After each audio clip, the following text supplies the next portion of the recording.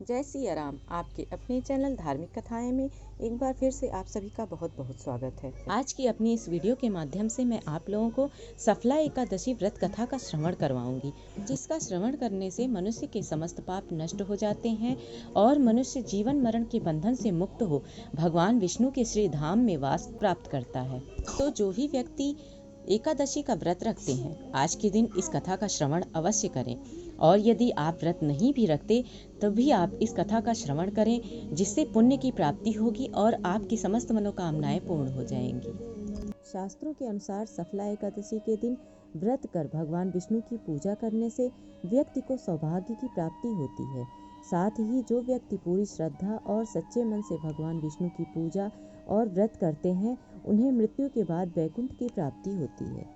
यह एकादशी व्रत इतना अधिक महत्व का है कि अधिक से अधिक दक्षिणा पाने वाले यज्ञ से भी भगवान प्रसन्न नहीं होते, जितना इस एकादशी व्रत पर उपवास करने से होते हैं। इस एकादशी के देवता श्री नारायण हैं। जिस प्रकार नागों में शेषनाग, पक्षियों में गरुण, सब ग्रहों में चंद्रमा, यज्ञों में अश्वमेघ और देवताओं में भगवान विष्णु श्रेष्ठ हैं, उसी तरह सब व्रतों में एकादशी का व्रत श्रेष्ठ है। जो मनुष्य सदैव एकादशी का व्रत करते हैं, वे मुझे परम प्रिय हैं। यह अत्यंत भक्ति और श्रद्धा से युक्त होकर विधि पूर्वक इस व्रत को करना चाहिए। सफला एकादशी की व्रत कथा के अनुसार मोक्षदा एकादशी की व्रत कथा को सुनकर अर्जुन ने प्रसन्न होते हुए कहा, हे कमल नयन, मोक्षदा एकादशी की व्रत कथा सुनकर मैं धन्य हो गया। हे मधुसूदन, अब आप पौष मास के कृष्ण पक्ष की एकादशी की महिमा बताने की कृपा करें।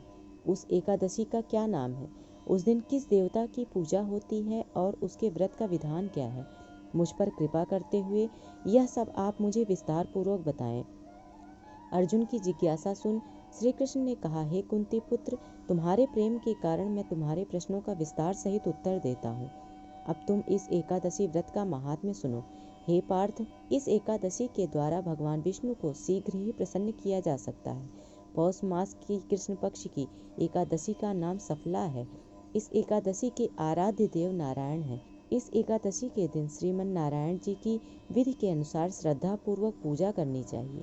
हे पांडुनंदन, इसे सत्य जानो कि जिस तरह नागों में शेषनाग, पक्षियों में गरुण, ग्रहों में सूर्य चंद्र, यज्ञों में अश्वमेघ और देवताओं में भगवान विष्णु श्रेष्ठ है, उसी प्रकार व्रतों में एकादशी व्रत श्रेष्ठ है। हे अर्जुन, एकादशी का व्रत करने वाले व्यक्ति भगवान श्री हरि को अति प्रिय हैं।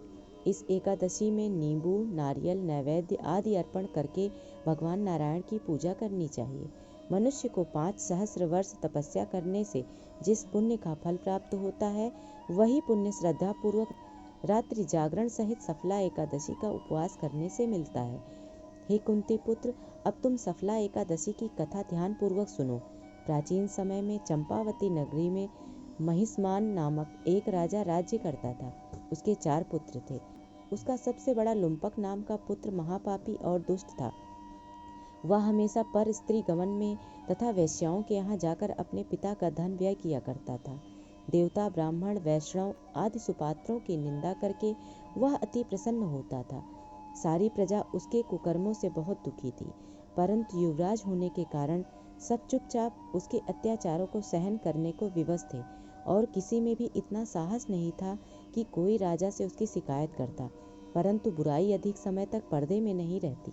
एक दिन राजा महिष्मान को लुम्पक के कुकर्मों का पता चल ही गया। तब राजा अत्यधिक क्रोधित हुआ और उसने लुम्पक को अपने राज्य से निकाल दिया। पिता द्वारा त्यागते ही लुम्पक को और सभी ने भी त्याग दिया। अब वह सोचने लगा कि मैं क्या करूं, कहाँ जाऊं।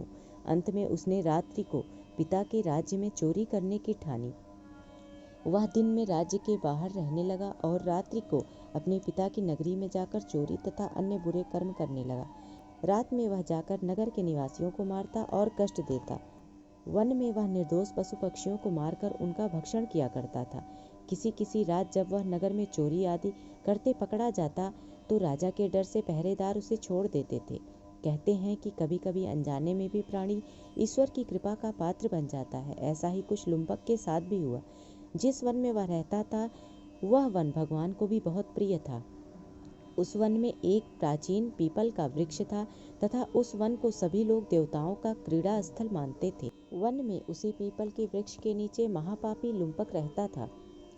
कुछ दिन बाद पौष मास के कृष्ण पक्ष की दशमी तिथि के दिन वस्त्रहीन होने के कारण लुम्पक तेज ठंड से मूर्छित हो गया।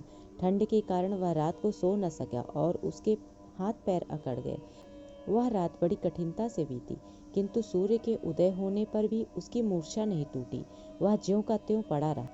सफला एकादशी की दोपहर तक वह पापी मूर्छित ही पड़ा रहा।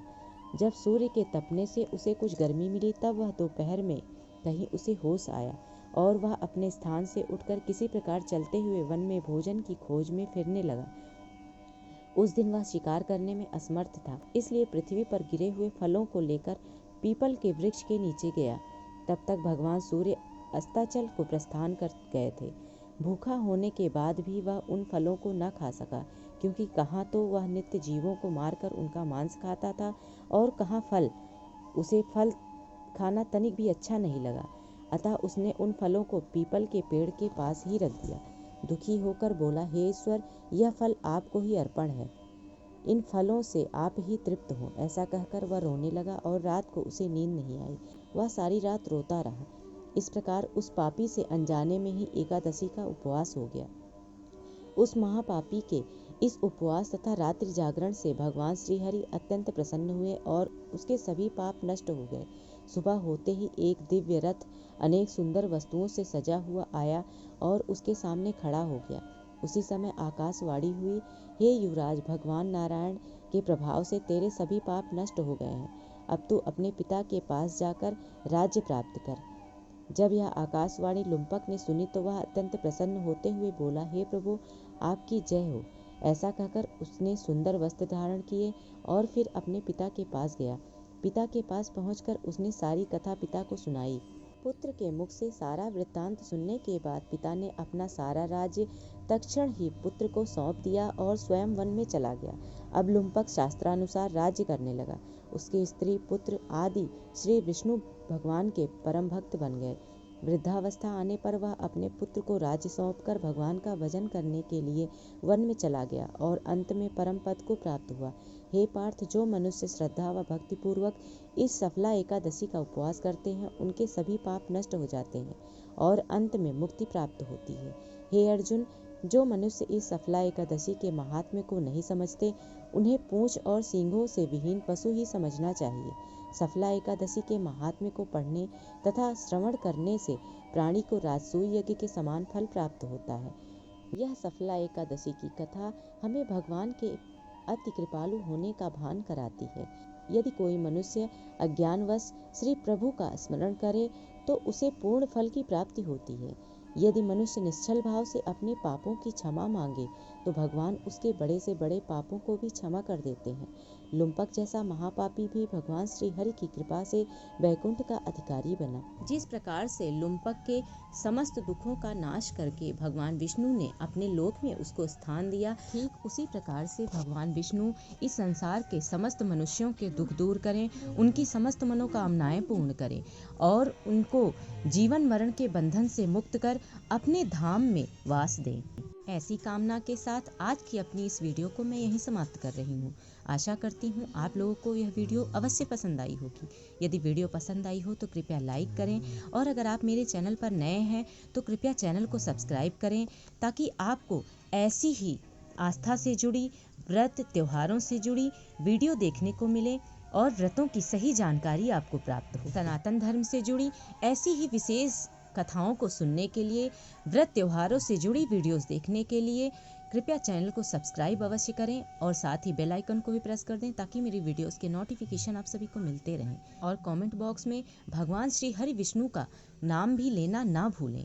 धन्यवाद।